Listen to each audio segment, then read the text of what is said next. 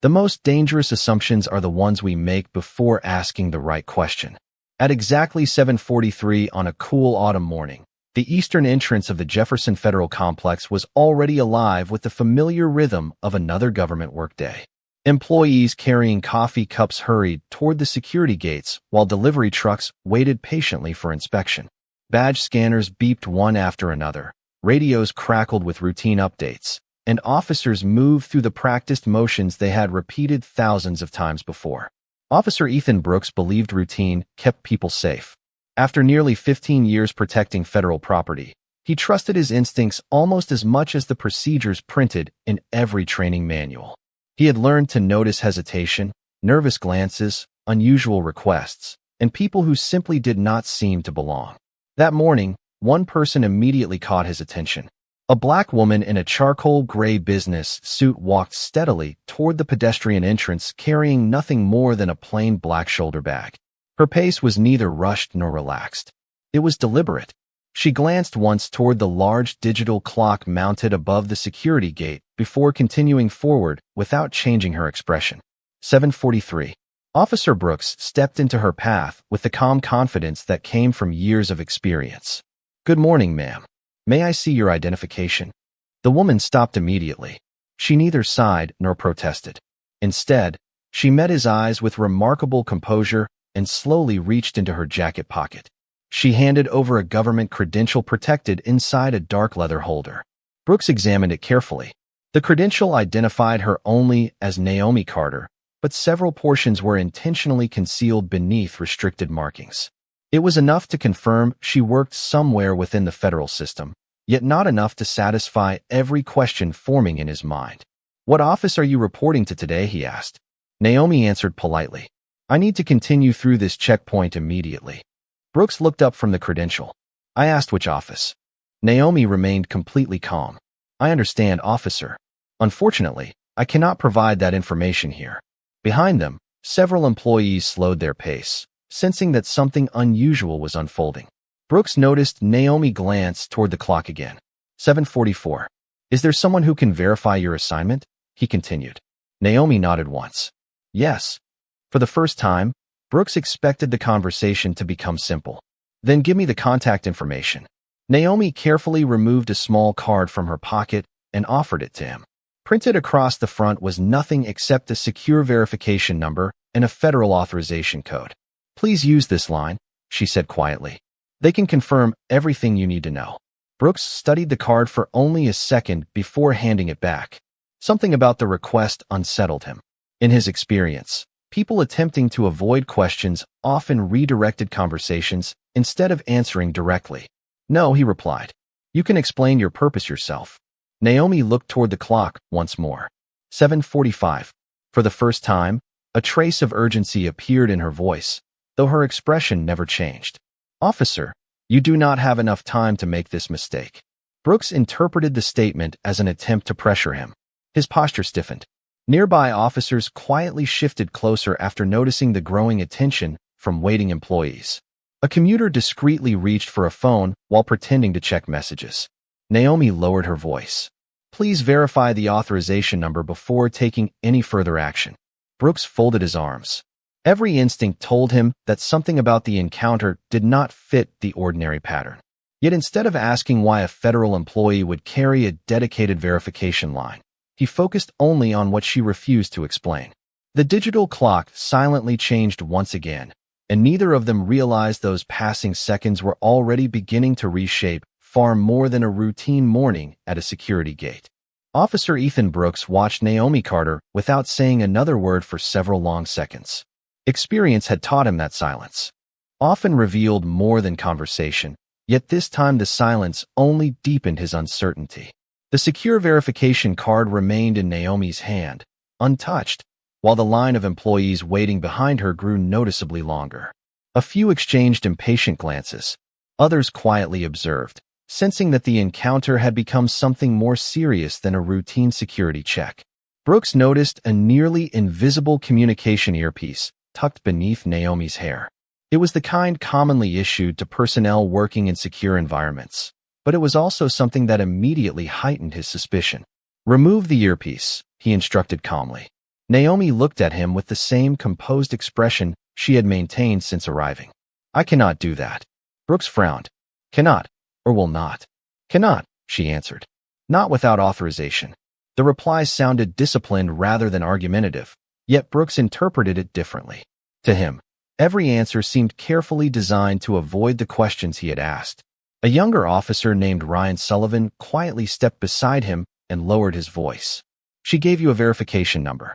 Should we try it? Brooks glanced briefly toward the small card before shaking his head. Not yet.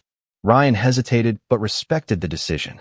Naomi slowly returned the card to her jacket pocket. She was not refusing cooperation. She was waiting. Brooks stepped closer. Open your bag, please. Of course, Naomi replied. She carefully placed the shoulder bag on the inspection table and unzipped it herself. Inside were ordinary personal belongings arranged with remarkable precision. A reusable water bottle, a leather notebook, reading glasses inside a protective case, a portable phone charger, a neatly folded rain jacket.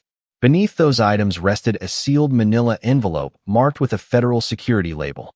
Ryan looked toward Brooks. Should we examine the envelope? Before Brooks could answer, Naomi spoke quietly. Please leave it sealed. Brooks immediately looked back at her. Why? Because it is intended for someone beyond this checkpoint. Her explanation only reinforced his concern. He reached toward the envelope, but stopped just short of touching it. What is inside? Naomi answered honestly. I cannot discuss its contents. Brooks exhaled slowly. Every response sounded professional, yet every response also withheld information. Around them, more people had begun watching openly. A maintenance worker paused beside a utility vehicle. Two office employees whispered to one another while waiting near the badge scanner. Someone farther back quietly lifted a phone, not recording openly, but holding it just high enough to observe the scene. Naomi looked toward the digital clock again. 7:46. This time Brooks followed her gaze. You seem very interested in the time, he remarked. Naomi answered almost immediately. Because every minute matters. Brooks folded his arms. To whom? Naomi remained silent for a moment before speaking. To people depending on me to arrive. Brooks heard the words but focused instead on what she had not said. He believed an innocent explanation would have been simple.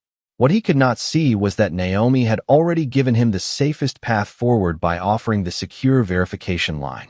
Choosing not to use it had become a decision with consequences neither of them could yet measure. Ryan quietly leaned closer once more. Ethan, he whispered. Something about this feels unusual. Brooks nodded. I agree. Ryan glanced toward the road leading to the complex. Then maybe we should verify before we assume. Brooks looked back at Naomi, whose calm expression had never changed despite the growing attention surrounding her. For a brief moment, he considered reaching for the secure phone mounted beside the checkpoint. Instead, convinced that caution required immediate control of the situation, he took one deliberate step forward while the digital clock silently changed once again, counting down seconds that none of the people standing at the gate truly understood. Officer Ethan Brooks kept his eyes on Naomi Carter as the sounds of the busy checkpoint faded into the background. The growing line of employees, the steady hum of government vehicles, and the distant conversations all seemed less important than the decision unfolding in front of him. Naomi remained exactly where she had been asked to stand. She did not raise her voice. She did not step away. She simply waited, her attention drifting once more toward the large digital clock above the entrance. 7:47. Brooks interpreted her composure as calculated confidence. The more calmly she behaved, the more convinced he became that she was deliberately concealing something significant. Ma'am, he said firmly, place your hands behind your back while we complete this investigation. Several people nearby stopped walking. A quiet wave of whispers spread through the waiting crowd. Ryan Sullivan shifted uncomfortably beside his senior officer.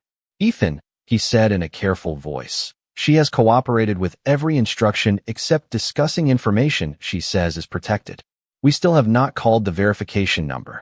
Brooks answered without looking away from Naomi. If the situation is legitimate, verification can happen after we establish control. Naomi slowly looked from Brooks to Ryan before speaking in the same measured tone she had used from the beginning. Officer Sullivan is offering the safest option. Brooks remained unconvinced. Hands behind your back, please. Naomi took a slow breath and complied without resistance. As Brooks secured temporary restraints according to his understanding of procedure, she neither protested nor argued. Her dignity remained intact despite dozens of strangers quietly watching the moment unfold. A woman standing near the badge scanner lowered her eyes, clearly uncomfortable.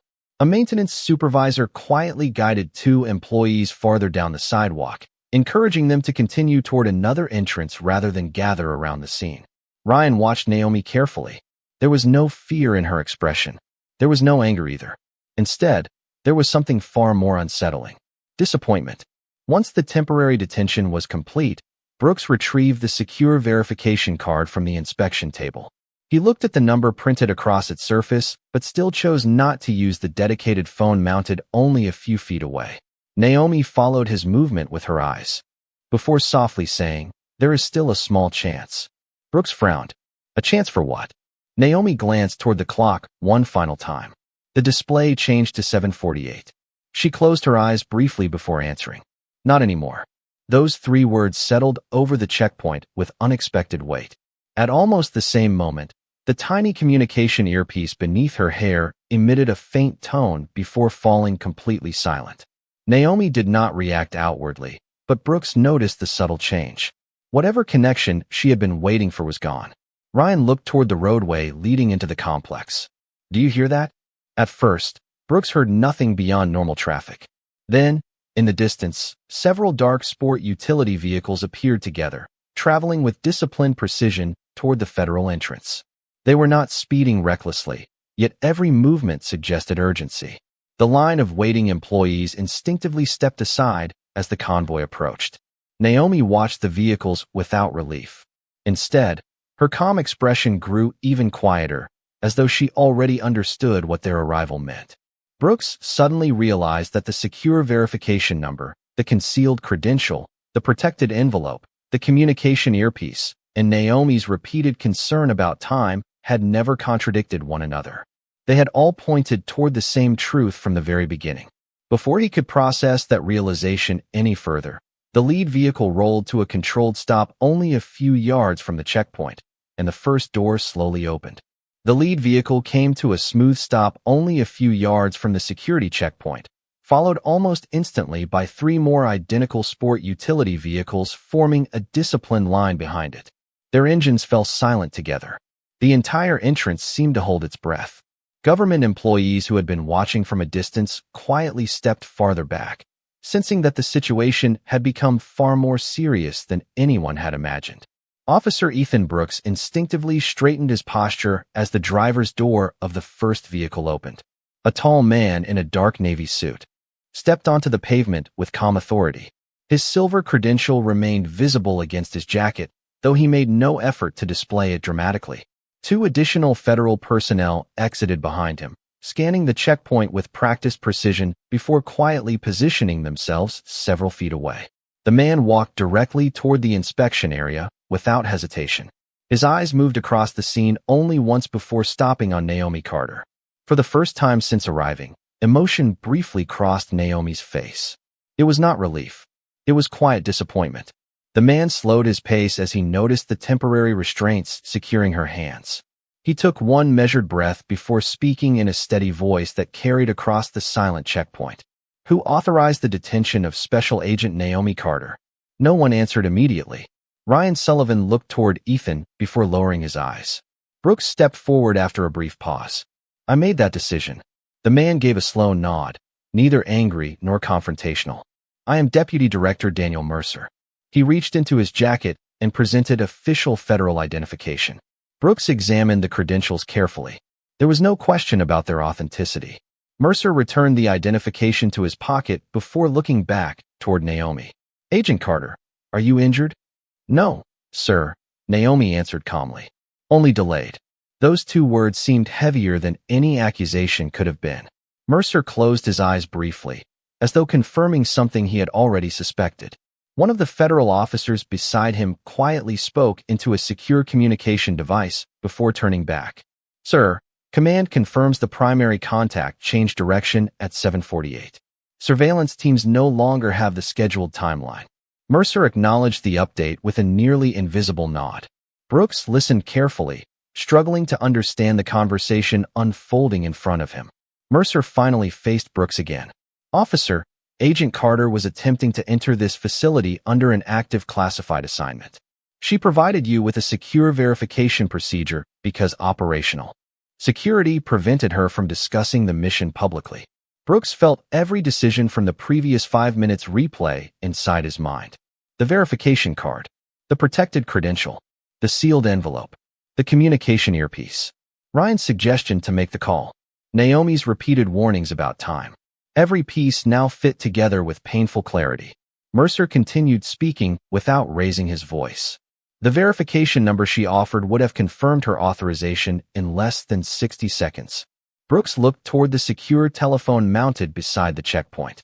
It had remained within arm's reach the entire time. Naomi quietly met his eyes.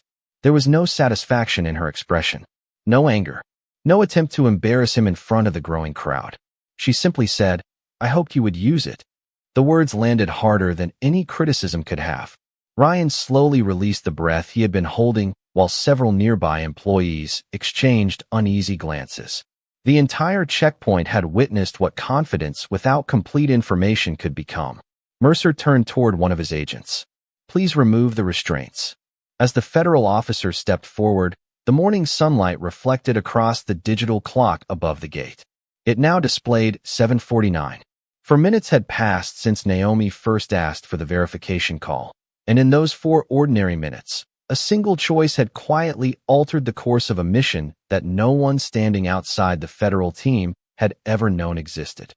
The federal officer carefully removed the temporary restraints, and Naomi Carter slowly lowered her hands without displaying the slightest trace of resentment.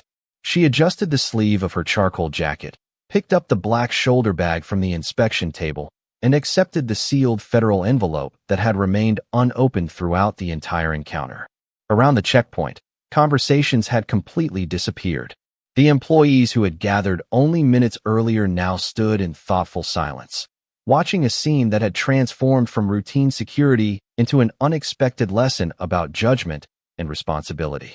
Officer Ethan Brooks remained motionless, his eyes fixed on the secure verification telephone mounted beside the inspection station. It had been within reach from the very beginning. One call lasting less than a minute could have answered every question he believed required immediate action. Deputy Director Daniel Mercer stepped beside Naomi and quietly asked, "Can we still recover the primary objective?" Naomi looked toward the entrance road where ordinary traffic continued flowing through the morning sunlight. She answered without hesitation, "The original opportunity is gone." Once communication stopped, they would have assumed the schedule had been compromised. Mercer accepted the answer with calm professionalism. There was disappointment in his expression, but it was directed at the outcome rather than any individual standing before him. One of the federal agents approached carrying a secure tablet. "Sir, secondary surveillance confirms the contact altered the meeting location after the timeline shifted. Field units are adjusting, but the original operation cannot continue as planned." Mercer nodded once. "Proceed with the contingency plan."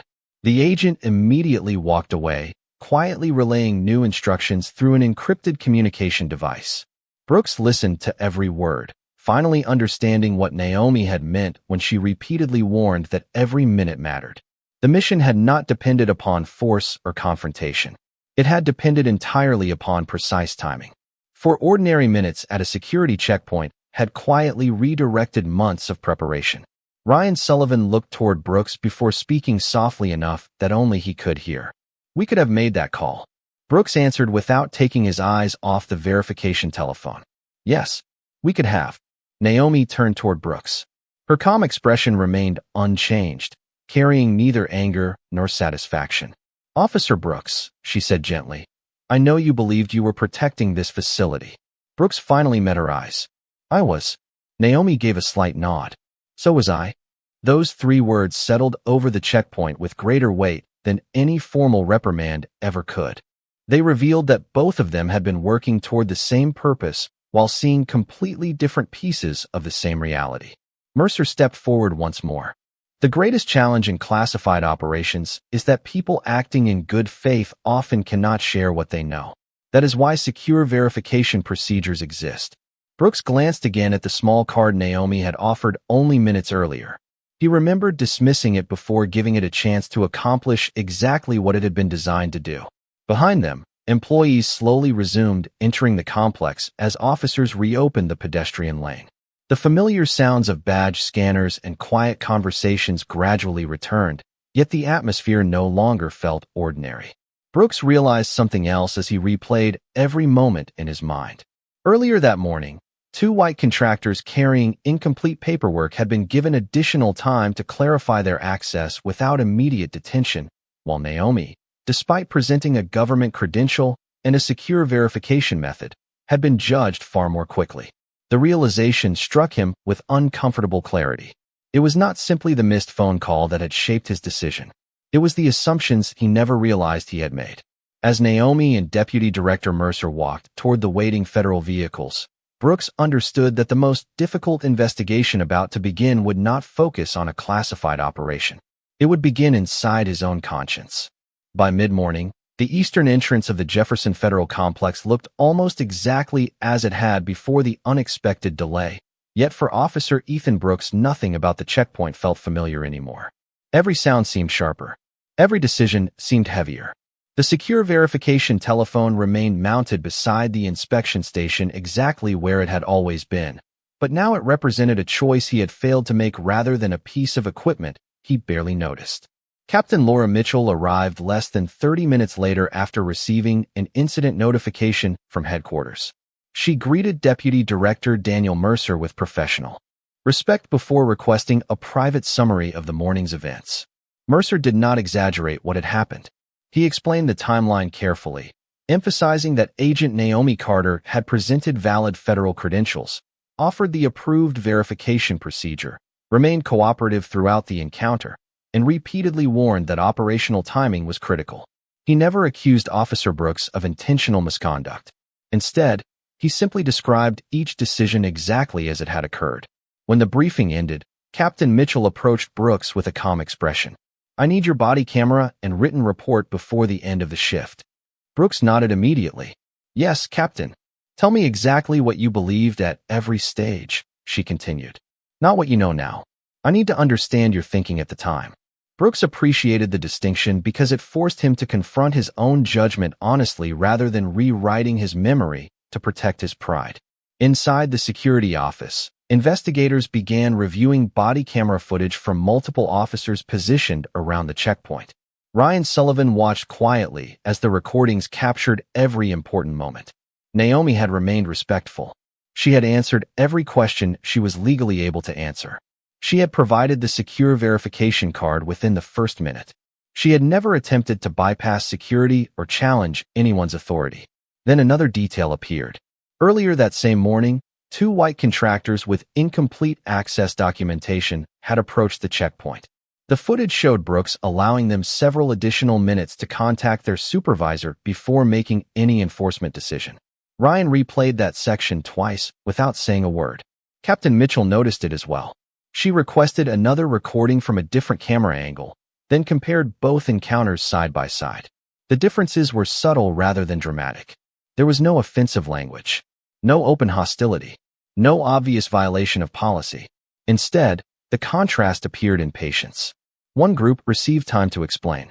Naomi received immediate suspicion despite presenting stronger credentials and a formal verification process. Mitchell slowly folded her arms. "Sometimes," she said quietly, "bias does not announce itself. Sometimes it simply shortens the amount of grace we are willing to give another person." Brooks lowered his eyes. Hearing those words while watching his own actions was far more difficult than listening to any formal criticism. He realized he had believed he was applying the same standard to everyone. The recordings revealed something different. Not because he intended harm, but because assumptions had quietly influenced decisions he believed were purely objective. Across the building, Naomi completed her operational debrief with Deputy Director Mercer.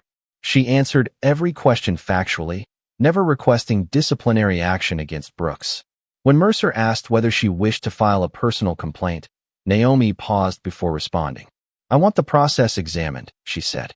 "If the process improves, then today will still accomplish something worthwhile." Mercer gave a slow nod. That may be the most valuable outcome available to us now. While investigators continued reviewing every minute of footage, Officer Ethan Brooks understood that the most important evidence was no longer hidden inside classified files or sealed envelopes. It was reflected in ordinary decisions that had seemed completely reasonable until the truth finally allowed him to see them clearly. The internal review continued over the following several days, but inside the Jefferson Federal Complex the conversation had already shifted beyond one delayed operation. Supervisors from multiple agencies gathered around conference tables to examine not only what had happened, but why it had happened. Security procedures had been followed in many respects, yet one approved safeguard had been overlooked at the exact moment it was needed most. The secure verification process had existed precisely for situations where classified information could not be discussed openly. It had never been designed as an optional courtesy. It had been created as a bridge between necessary secrecy and responsible accountability. Captain Laura Mitchell stood before a large monitor displaying the synchronized body camera recordings from every angle of the checkpoint. No one in the room spoke while the videos played. Naomi Carter's calm voice filled the conference room once again. She offered the verification number. She explained that time mattered. She remained respectful even after being temporarily detained. Then the footage showed Officer Ryan Sullivan quietly suggesting that the verification line be used before any further action was taken. The recommendation lasted only a few seconds before being dismissed. Captain Mitchell paused the recording. The room remained silent. Finally, Deputy Director Daniel Mercer spoke in the measured tone everyone had come to recognize. Every system eventually reveals its weakest point. Sometimes it is technology. Sometimes it is communication. Sometimes it is human judgment. No one argued with the observation because the evidence required no interpretation. Officer Ethan Brooks sat near the end of the conference table, listening without attempting to defend himself. During the previous week, he had replayed the encounter in his own mind countless times. Yet watching it beside experienced investigators forced him to notice details he had completely missed in the moment. Naomi had never asked for special treatment. She had asked only for the established verification procedure to be used. His decision had not been based on facts alone. It had been influenced by conclusions formed before every available fact had been gathered. After the meeting concluded, Brooks requested permission to speak privately with Captain Mitchell. She invited him into her office and closed the door. For several moments, neither of them spoke. Brooks finally broke the silence. I have spent years believing fairness meant treating everyone exactly the same. Mitchell listened carefully. And now? Brooks looked through the office window toward the federal entrance where employees continued arriving for another ordinary afternoon. Now I understand that fairness also means giving every person the same opportunity to be understood before reaching a conclusion. Mitchell nodded slowly. That lesson is harder to learn than any procedure in a manual. Later that afternoon, Deputy Director Mercer met briefly with Naomi before both prepared to return to Washington. Mercer informed her that the review board intended to recommend additional training focused on verification protocols, decision-making under uncertainty, and recognizing unconscious bias during security encounters. Naomi accepted the news quietly. Good, she replied. If people only remember my delay, then nothing changes. If they remember why the delay happened, then perhaps someone else will never experience the same mistake. Mercer smiled slightly. That is why I wanted you on this assignment in the first place. As the federal convoy departed the complex, Officer Ethan Brooks stood alone beside the security gate watching the vehicles disappear beyond the entrance road. The checkpoint looked exactly as it always had, yet he understood that the gate itself had become something different. It was no longer simply a place where people entered a secure facility. It had become the place where one officer discovered that the greatest threat to good judgment was not always a lack of training or experience. Sometimes it was the quiet confidence that there was nothing left to learn. Nearly 3 months passed before Officer Ethan Brooks saw Naomi Carter again. Winter had settled across the capital, and the morning air carried the sharp chill that made every breath visible beneath the rising sun. The eastern entrance of the Jefferson Federal Complex had changed in quiet but meaningful ways. A new verification station stood beside the primary checkpoint. Updated procedures had been posted inside every security office.